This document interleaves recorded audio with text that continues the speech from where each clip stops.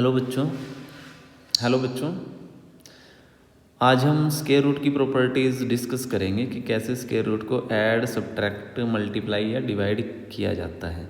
देखो, अगर दो स्क्वायर रूट हैं जो डिफरेंट हैं, अगर आप उनको ऐड करना चाहते हो तो वो एज इट इज़ लिखे जाएंगे। ऐसे ही अगर दो स्क्वायर रूट हैं वो डिफरेंट हैं और उनको सब्ट्रैक्ट करना है तो वो भी एज इट इज़ लिखे जाएंगे। कोई दो स्क्वायर रूट हैं जो लाइक हैं, जो एक जैसे हैं, उनको ऐड करना है तो उनके कोफिशिएंट ऐड होंगे। जैसे कि यहाँ पे 1 है और यहाँ पे 1 है तो 1 + 1 क्या हो जाएगा, यहाँ पे 2√2।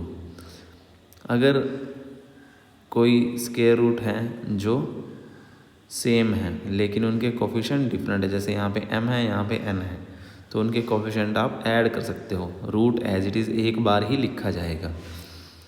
ऐसे ही अगर दो स्क्वायर रूट हैं, लाइक हैं, एक जैसे हैं और उनके कोफिशिएंट हैं डिफरेंट, तो आप उनके कोफिशिएंट को क्या कर सकते हो, सब्ट्रैक्ट कर सकते हो।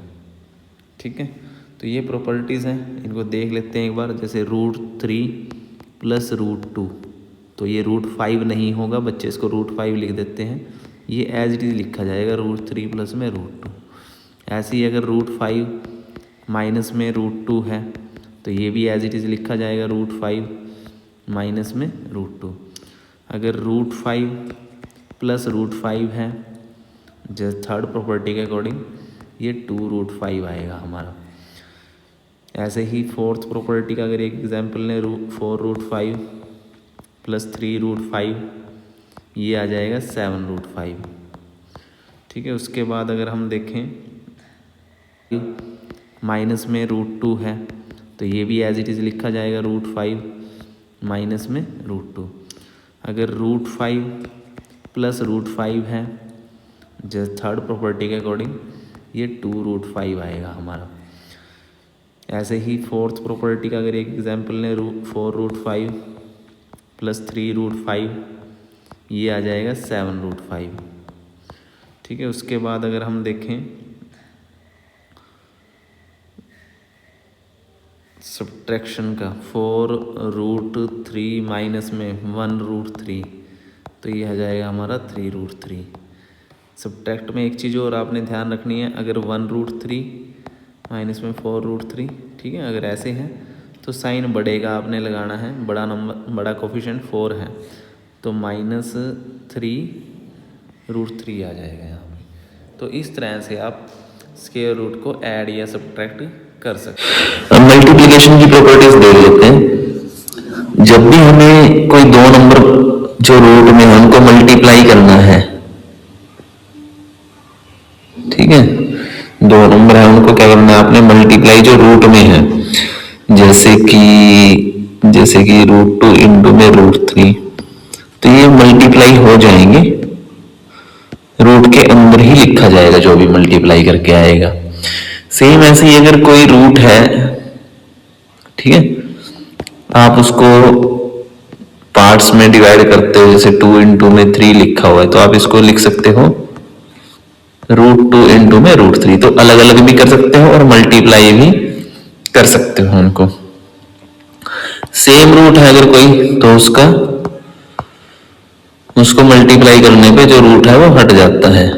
ठीक है, आप इसको डायरेक्ट 2 लिख सकते हो, या √3 × में √3 जो है आप 3 लिख सकते हो, जैसा कि इस प्रॉपर्टी में दिखाया गया है इसमें। ठीक है, उसके बाद अगर मान लो ऐसा है जैसे कि किसी स्क्वायर रूट का कोफिशिएंट m है, किसी दूसरे स्क्वायर रूट का कोफिशिएंट n है, तो आपने जो कोफिशिएंट है वो आपस में मल्टीप्लाई करने हैं। जैसे m को n से करना है, मतलब बाहर वाले को बाहर वाले से मल्टीप्लाई और अंदर वाले को, मतलब स्क्वायर रूट के अंदर हैं जो, उनको अंदर मल्टीप्लाई करना है। तो a को b से, m को n से, तो बाहर को बाहर और अंदर को अंदर, ऐसे मल्टीप्लाई करना है। जैसे कि 2√5 × में 3√7 है अगर, तो ये आ जाएगा 3 × 6 बाहर और 5 7 35 अंदर, तो ऐसे लिखना है। अगर एक स्क्वायर रूट है उसके बाहर तो है कुछ, दूसरे के बाहर नहीं है कुछ, तो आपने वहां पे 1 मान के उसको 1 से मल्टीप्लाई कर लेना है। जैसे कि √5 मल्टीप्लाई √7, तो यहाँ पे 1 है, यहाँ पे 1 है, तो 2 1 2 और ये आ जाएगा 35। इस तरह से सेम आगे जैसे कि √5 है इंटू कुछ और ले लेते हैं, जैसे कि 7√11 ये है, तो यहाँ पे 1 है, जिसके कोएफिशिएंट कुछ ना हो उसका कोएफिशिएंट 1 होता है, तो 7 को 1 से मल्टीप्लाई कर दिया तो ये आ गया हमारा 7 को 1 से और 5 को 11 से, 5 को अंदर वाले को अंदर मल्टीप्लाई और बाहर वाले को बाहर मल्टीप्लाई। तो इस तरह से आप स्क्वायर रूट वाली जितनी भी टर्म्स है उसको इजीली मल्टीप्लाई कर सकते हो। ठीक है, बस आपने ये ध्यान रखना है भाई अंदर वाली चीज जो है अंदर ही मल्टीप्लाई करें और बाहर वाली जो चीज है स्क्वायर रूट से वो बाहर ही मल्टीप्लाई करें। तो ये थी आपकी मल्टीप्लिकेशन की प्रॉपर्टीज। चलिए अब डिवीजन कैसे होती है स्क्वायर रूट की ये डिस्कस कर लेते हैं। अगर दो नंबर हैं जो अलग अलग हैं और स्क्वायर रूट में है उनको डिवाइड करना है, जैसे कि √2 बाय में √5, तो फर्स्ट प्रॉपर्टी के अकॉर्डिंग ये इस तरह से इकट्ठे लिखे जा सकते हैं, या आप इनको जैसे कि अगर कोई नंबर ऐसे है कोई नंबर इस तरह से है √6 बाय में √2, तो आप इनको डिवाइड कर सकते हो, कोई इसमें ज्यादा आपको सोचने की जरूरत नहीं है, ये √3 आ जाएगा। ठीक है, तो स्क्वायर रूट जो है वो आपने ध्यान रखना है, अगर डिफरेंट स्क्वायर रूट है वो ऐड नहीं हो सकते, जो हमने पहले डिस्कस किया है, ना सब्ट्रैक्ट हो सकते, मल्टीप्लाई हो सकते हैं, वो उनके कोएफिशिएंट अलग से मल्टीप्लाई होंगे और स्क्वायर रूट के अंदर जो भी नंबर है वो अलग से मल्टीप्लाई होंगे।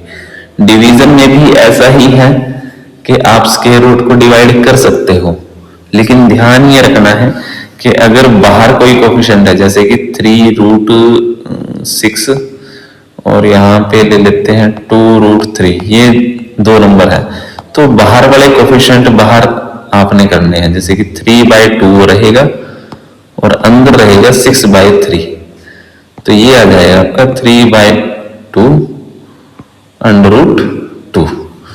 तो इस तरह से आप कर सकते हो इसको। 6 को हमने 3 से कट कर दिया तो ये 2 आ गया।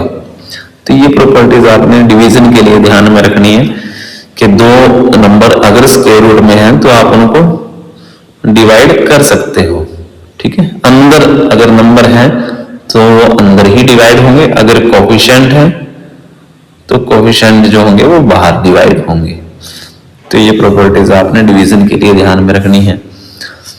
एक प्रॉपर्टीज और यहीं पे डिस्कस कर लेते हैं पावर वाली, कि अगर रूट के अंदर a है और इसकी पावर m है तो इसको ऐसे भी लिखा जा सकता है। ठीक है, ये पावर रूट के अंदर भी लेके आई जा सकती है अगर जरूरत है, अगर क्वेश्चन डिमांड करेगा हमारा कि पावर अंदर चाहिए है तो आप अंदर भी लिख सकते हो। ये सही है, ऐसे लिखना वैलिड है। आप रूट की पावर जितनी भी है, जैसे कि √2 की पावर यहाँ पे अगर हम 5 लिख दें तो इसको ऐसे भी लिखा जा सकता है √2⁵5 जो कि होता है 32, तो 32 का रूट भी इसको लिखा जा सकता है। ठीक है बच्चों, तो ये प्रॉपर्टीज थी जिससे कि आप स्क्वायर रूट को इजीली ऐड, सब्ट्रैक्ट, मल्टीप्लाई और डिवाइड कर सकते हो। ये प्रॉपर्टीज ज्यादातर रैशनलाइज वाले क्वेश्चनों में यूज होती हैं, जहां पे आपको क्वेश्चंस को रैशनलाइज करना है या रूट वाली चीजों को मल्टीप्लाई या डिवाइड करने वाले क्वेश्चन होते हैं, वहां पे आप इन प्रॉपर्टीज का यूज कर सकते हो और उन क्वेश्चंस को इजीली कर सकते हो। ओके बच्चों, बस आज के लिए इतना ही।